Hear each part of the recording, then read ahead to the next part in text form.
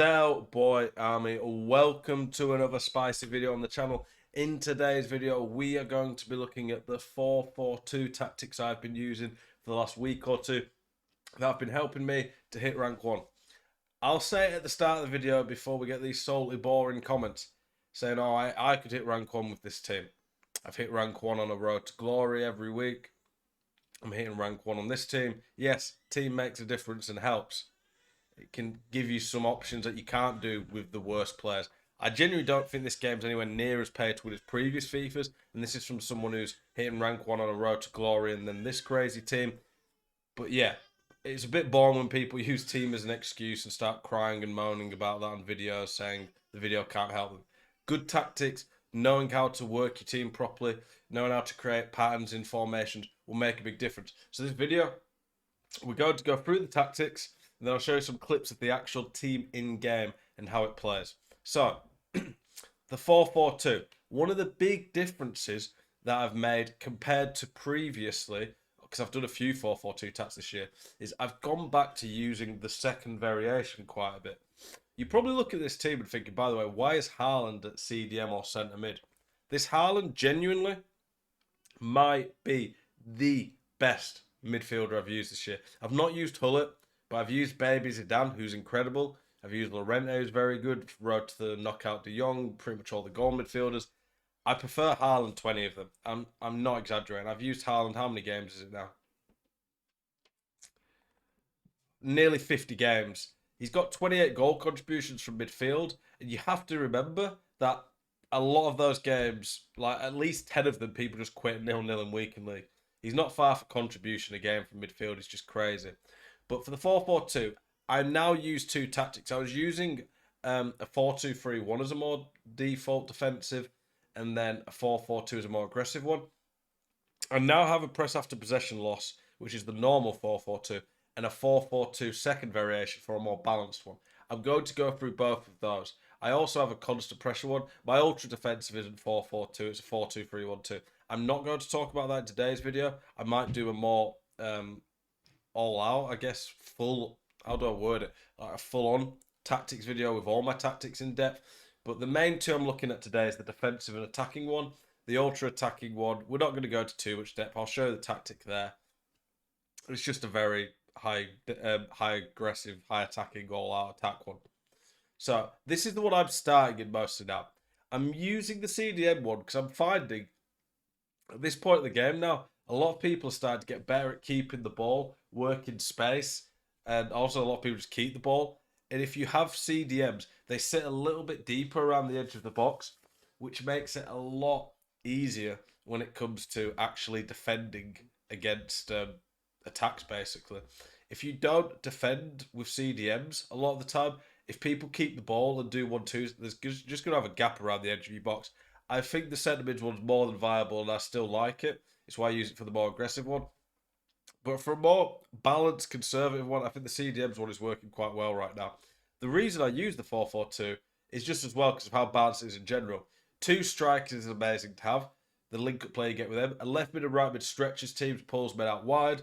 The two midfielders can link the whole team. I think the midfielders in this formation are a lot more important than like a 4-2-3-1 because you've got the cam who can link in that. Whereas in this one, they're kind of you need box-to-box ones more so than defensive ones, in my opinion. And then you have a flat back four, which are going to be very helpful. Pretty standard on this tactic. So we've got balanced all the way. I lower the width a bit just to make myself a bit more compact. The depth, you can experiment. If you have a worse team with a bit less pace, you could go lower depth. But I don't think you notice depth massively on this year. I really don't think depth makes anywhere near as big a difference as the previous ones.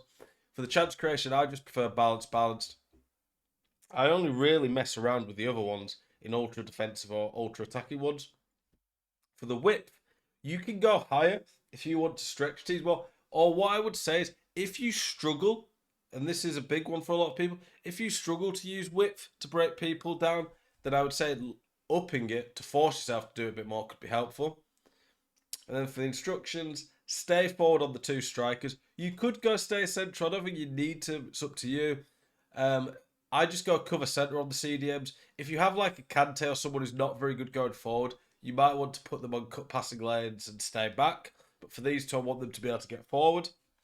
For the wingers, come back, get in behind, get into the box. I put that both of them, and then stay back on the fullbacks. Now that people are getting a lot better at keeping the ball and working around, I don't use step up as much. It can be good for pressing, but I'm just finding people are working around it a bit more now. And then for the more aggressive tactic, we up the width. This is one that I go to maybe if I'm a goal behind, or I just want to take the game to my opponent a bit more if I'm a bit bored almost. You don't really change the player's position much, but I do use the one with centre mids because it's just a bit more attacking. Higher depth, higher width to just press them out wide a bit more. Make the width a bit different. I don't think, again, you notice it drastically. And for the instructions, it is pretty much the same. I don't really change anything. It's basically just a more aggressive. I do have step up on one of the centre backs though to be more aggressive with the press, but for the most part, it is just up in the depth. And the main difference is balanced to press after possession loss plus centre mids and centre CDMs. It's just a more aggressive variation of what I've been playing. I love the 4-4-2. I think it's the most balanced, well-rounded formation this year. I don't think it's necessarily the best at everything, obviously. There's different formations that have different strengths. But if you want a consistent one that I think is still quite fun, good in attack, solid defensively, can keep the ball, I think the 4-4-2 is the one you should be using. Let's show some gameplay clips so you can see how it plays in game. We're going to look through some clips of the 4-4-2 now and goals I scored this weekend.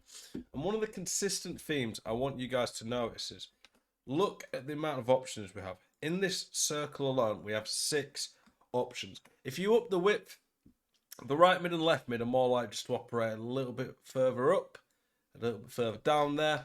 I like them not operating too wide because they can make runs inside the fullbacks. If you want to stretch more, though, to make more space in the middle, upping the width can work for that. But here, look, I've got Haaland and Zidane. This is in the 4-4-2 of centre mids, this version.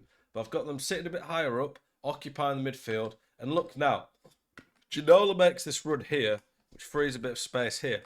With Di Natale, I could have either gone there or turned up. I've replaced Di Natale with Mbappe now. For anyone wondering, I did like Di Natale a lot. Look at my face, by the way, on that paused image of me. It's an interesting face. Comment if you've stayed this long into the video and just seen that face. Yeah, bit crazy, that one. This is from my live stream. But yeah, Di Natale is good. I just don't think he's quite as good as Mbappe, basically. Here, it's opened up the ability for me to turn like that and then go up that way and hit the finesse. And the 4-4-2 just constantly gets these finesse opportunities that you don't necessarily get as much in other formations. The 2 centre mids can go for it. The 2 strikers can, the 2 left mid and right mid. And there, we end up getting a nice goal out of basically nothing. The 4-4-2, the amount of options it has, will get this consistently. Here is probably my favourite goal of this video. I want you to see here what the wingers are doing. So Ousmane Dembele here occupies, I think it's Theo Hernandez, the left back. He occupies him. So there, he can't fully commit. He's gone offside now though, so he can. And this right back up here is a bit closer to Di Natale. Here, I'm kind of in a dead end, so I go back to my centre mid in Haaland. Haaland now gets the play, finds a nice pass, and then there, Theo Hernandez is tucked down here because he's marking Ousmane, who's gone a bit wider than he probably should. This fullback's tucked in a bit closer, but he's still close enough to this guy. And now, because Theo Hernandez is worried about the left mid, not the left mid, the right mid, he's not occupying here. It opens up space for Eusebio because he's dragged his man out of position. Nice pass by Zidane. From here, it's one of these. Once I do there, I normally would like to just go there and shoot across goal, but the man's going to cover it. But because I've got in, because his defenders are not covering it, he panics. So I use a bit of composure, turn up that way, and from there, it's a nice, easy finish for Eusebio. This again, like I said, it's opened up because the left mid and right mid taking players out. Great pass by Zidane from the centre mid who gets forward. And then there, it's very, very hard for him to stop anything because he's panicked.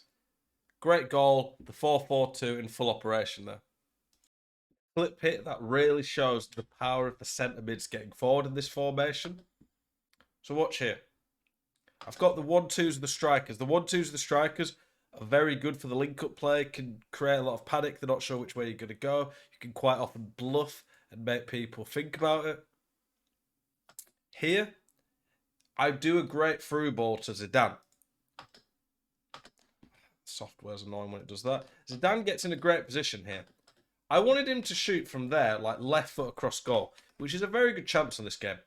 I honestly here, though, should have either taken one more touch, see if he didn't commit and then gone. But more likely what I should have done is maybe ball rolled past or just turned and passed to Eusebio, who'd be there and have an easier finish. I end up messing it up. But the key point about this chance is the power of the centre mid. You can see again, the left mid occupying the right back. The left back here is still not that close because he's worried about the right back before. And the space it's created that if I'd have played it proper, I'd have just gone to Eusebio. I do end up scoring here. You can see here, it lands there. It's a tap in for Ginola. I'm not going to credit the 4-4 too much for that. It's pretty lucky. But at the end of the day, I would have scored a very easy goal purely on the power of the centre mid getting forward if I'd have played it properly myself anyway. Watch that one more time.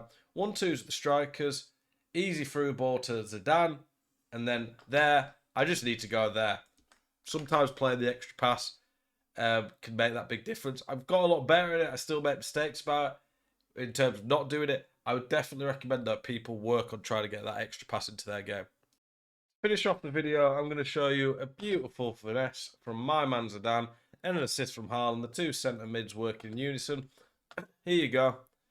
Top bins, easy goal. But here, look, I've got the two centre mids here. Haaland seems to operate deeper than Zidane quite a bit. I don't really know why, but he just does. Here, at this point, if you look, I've got the right mid occupied him. Eusebio's occupied him. Ginola's getting occupied here. The left mid's occupied him, but he's committed. And here, he hesitates to mark him, even though he's offside. I don't really know why. And the space the other four attackers, so the left mid, right mid, and two strikers generate, helps so much in creating space from the midfielders that I end up getting a nice, easy finesse here. I mean, I say nice, easy, it's 30 yards. But this has opened up space for the midfielders because of these guys. The best thing formations tend to do for you is put players in the right positions and give you opportunities and generate space. This formation does that amazing. And there you go. Nice, easy goal. And that was game over at that point. My opponent quit. If you've enjoyed this video, please consider liking, comment, subscribing to the channel. Appreciate you guys' support a lot. Thank you very much for watching. Keep it spicy, and I'll see you in the next one.